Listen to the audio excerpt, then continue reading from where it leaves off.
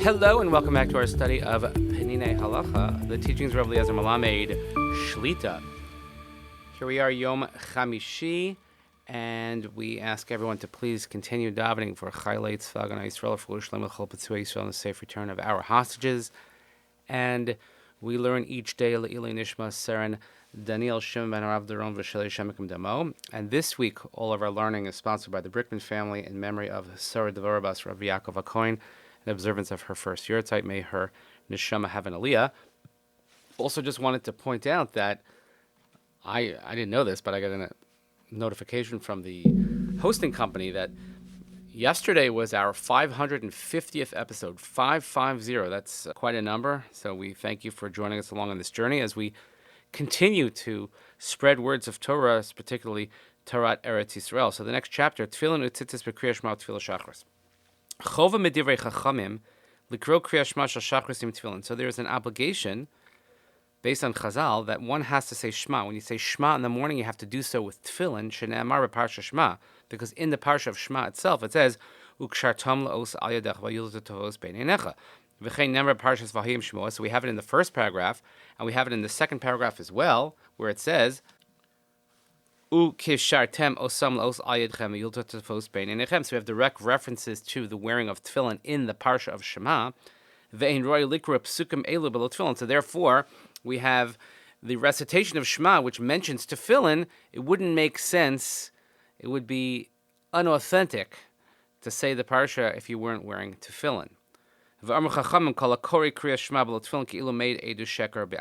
Gemara in Brachos Daf Yudalad Amud Beis says that anyone who reads Kriyas Shema without Tefillin, of course, referring to those who are obligated to wear Tefillin, and of course, in a time when one is obligated to wear Tefillin, but anyone who does so without wearing Tefillin is as if he is giving false testimony by himself or on his own. Mikol makom, gam mi she'ein lo Tefillin. In any event, let's say someone doesn't have Tefillin. Tzarich likro Kriyas Shema, hov ve'elu shtei mitzvah she'enim akva zu zu. You still have to read Kriyas Shema in the right time because one mitzvah of Tefillin does not hold back the other mitzvah of Kriyas Shema. V'im l'zachal l'kayim mitzvah Tefillin, l'fachos yikayim mitzvah Kriyas Shema. And if you can't, for whatever reason, fulfill the mitzvah of Tefillin at that moment, or in that morning, or on that day, he could at least do the mitzvah of Kriyas Shema. And since this is a case of ones, where it's a circumstance out of your control, nevertheless, he could still fulfill the mitzvah of Kriyas Shema. So we mentioned that Gemara is referring to an ordinary circumstance where someone has the ability to put on Tefillin, and to say Kriyas Shema, he should do those two together. Gam Tefillas Amidah Shel Shachris Roy Lisbala B'Tefillin. The Shemoneh Esreh should also be recited with Tefillin in the morning. And the Gemara in Brachos on Daf Tes Vav Amud Aleph says that this is a portion of accepting the yoke of heaven in its completion. So let's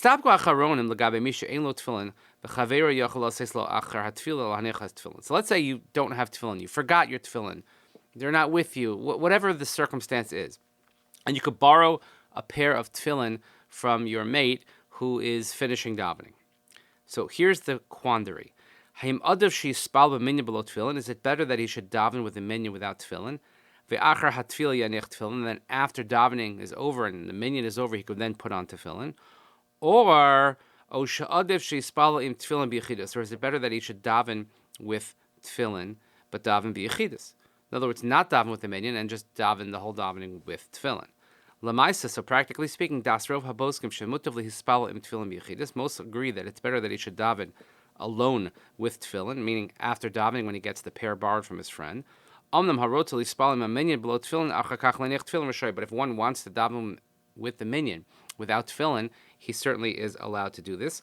And he has a note here, note 10 in the Magen Avram, is mistapik b'zeh, so the Magen Avram is doubtful.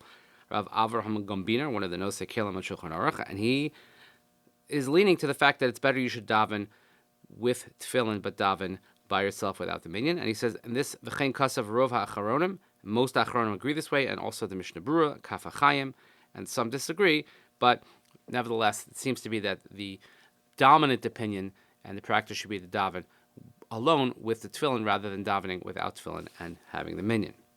One should also put on tzitzis before davening, Because the third chapter of Shema, of course, deals with tzitzis. And therefore, you should say it while you're fulfilling the mitzvah of tzitzis.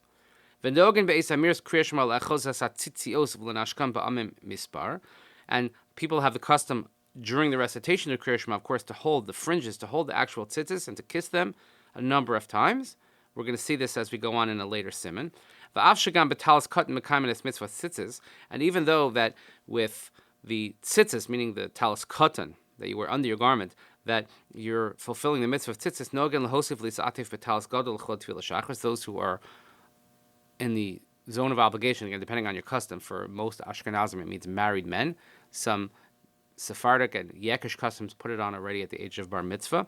But the custom is that even though you fulfill it with tzitzis, you should still wear what we call a talis gadol. Amnam lifneha nisuin, but before people get married, rov yotzei Ashkenaz nogan listapik b'kalas katan. Most, as I mentioned, unmarried Ashkenazic men do not wear a talis, so therefore they can suffice with just the wearing of tzitzis. And only after they get married, they start wearing a talis gadol. I remember when I started wearing a talis when I got married. It was very, very exciting. Look forward to it for a long time, and we have never looked back. So too, we will never look back, and we'll keep moving forward with our learning. So thank you for joining us. Please continue davening for Tallit and Tefillin, for Shlem Chol Pitzui, Yisrael, the safe return of our hostages, Nishmat, Esreh, and Daniel Shemoneh, Rav Dinu Mishal Yishem Kidamo.